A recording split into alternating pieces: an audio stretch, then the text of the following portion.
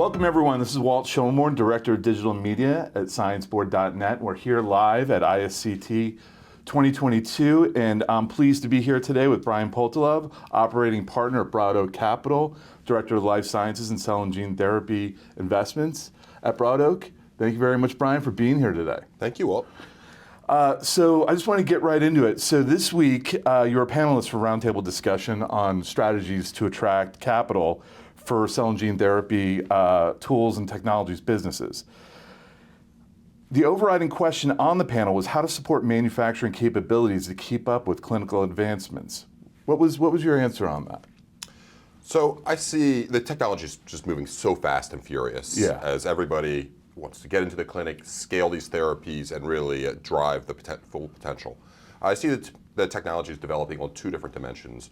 One is just around the pure technical developments, areas like iPSCs and gene editing and novel approaches that allow for a broader set of therapeutic target areas, moving from liquid tumors to solid tumors, moving into more allogeneic types of processes and so forth.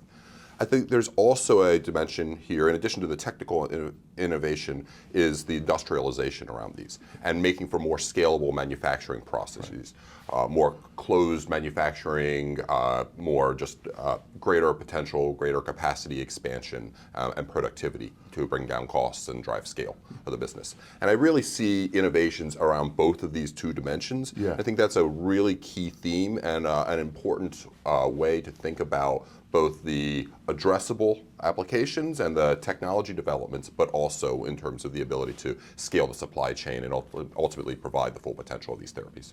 Yeah, one of the things we were talking earlier with a guest, and we were talking about supply chain, and we were talking about workflow and processes and actual manpower, and with pandemic and other things that had actually had effect, especially on supply chain issues. It seems like that there's more of a focus on automation. There's more of a focus on maybe the future's going to that factor of things in preparation. And I was wondering, do you agree with that? And do you think that is an impact that's happened because of what's happened?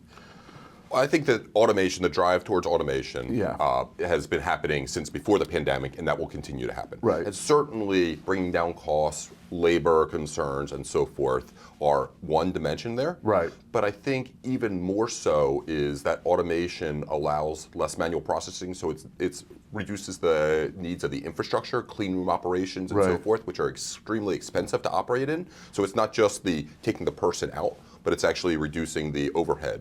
And then further, I think there's another dimension here that through automation, we get more inline, real-time analytics, and so a much deeper understanding. These therapies are living drugs. And so through automation, we can have much more real-time knowledge around what's going on. And that data set then gets comprised, and it can be a little bit more of a learning process. If it's a manual process, manual sampling, you get very discrete points at finite points around the insights and the analytics around what's going on in the system. But in an automated approach, you can continually monitor this or much more regularly monitor this, and then those insights can really help to improve the efficacy and the full potential of the therapies. Yeah, it's one of the things that I've learned since being here this week is the delicacy of the process, and I think the automation factor of it helps with, as you mentioned, efficiencies, but also just being able to see all the steps of the process in real time. And makes a game changer in the industry. I think that the developments and the advantages of that data are substantially more impactful than just the removal of labor. Right. So that's really the full potential around the automation. Then, of course, the key is to be able to then aggregate, synthesize, cut, and mine through these huge data sets. So there's a whole IT challenge as well that creates. Right. But it really unlocks new potential. I want to take a quick little pivot here for a second. You're a mentor leader for BioTools Innovator, created to accelerate the growth of a broad spectrum of life science tools and diagnostics. I wanted to see if you could talk to us a little bit about BioTools Innovator. Yeah, BTI has been great. The BioTools Innovator started last year. We was kind of our inaugural year, Yeah. and we're doing it again this year. It's been a really nice program. We have 150, 200 applicants who apply. Many of these are startup companies, very early stage, 3 people in a garage type situation. And it's a great opportunity to provide mentoring and coaching and some financing support for some lucky winners. Right.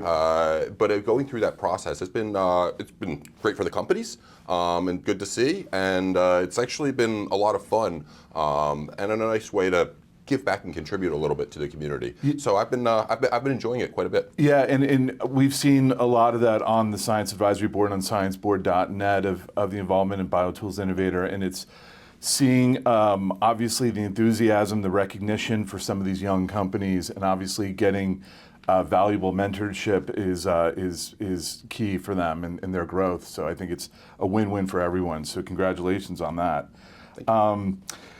Want to talk about your position with BroadOak Capital, which invests growth capital and provides investment banking services to companies operating in the life sciences, tools, diagnostics, and biopharma service sectors. You're also investor of Science Medicine Group, parent company to scienceboard.net, so thank you for that. I wanted to see how you saw the current state of investment in this sector. So it's been an interesting road, that's for sure. Right. It's been an interesting couple of years and couple of months, frankly. I'm very bullish on the market. I'm very bullish on just the fundamentals and the potential. So, and we are certainly thinking about that in our investment style. Now, for sure, the public markets have had a level of rockiness, Right. For sure, and I think that affects how some of these companies are thinking about exits. But in the medium to long term, and we're certainly thinking about medium to long term in our investment strategy and our work with our portfolio companies, I still believe that there's great science that's happening. It's really improving productivity. It's really advancing cell and gene therapy and biologics and other modalities. And I feel pretty confident in the long-term potential of these companies. You touched a little bit on the volatility. Do Yes. you think that that's keeping people at bay in terms of investing into cell and gene therapy sectors, or? I would say that on the therapeutic, so small cap companies in particular have really taken a beating. There's no question about that. Yeah. And I definitely see, not just for cell and gene therapy, for other areas as well, funding rounds have been less, they've been slower, public IPO markets obviously look a lot different. And so that does, I think, have a trickle-down impact Right. in terms of the market and the market potential and just the scale. But I also think we got to realize that these are over. This is a tone down after a pretty bullish couple of years. Yeah. So in the grand scheme, if you step back and I compare not so much just over the last 3 months, but if I compare back over the last 3 years, I still think we're in a pretty good place from the industry. Yeah. And as I said, I do believe in the long-term fundamentals of this market. So Right. I'm pretty bullish that we're going to be in a good place. The economy is going to continue to have ups and downs. We're going to have inflationary pressure and supply chain and so forth. And I Right. think that affects our world just like it affects everything everywhere else. Yeah. But as I said, I'm a big believer in this area for the long term.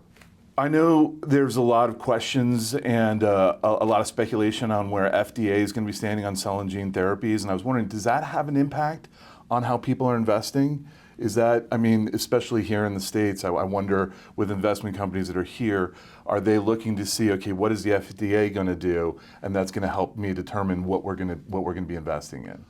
Certainly, the FDA has acknowledged some staffing challenges, and that's impacted the rate of guidance. They're setting up to be able to be approving 20+ drugs a year in the next couple of years, but they're also not hiring to the plan that they are trying to hit.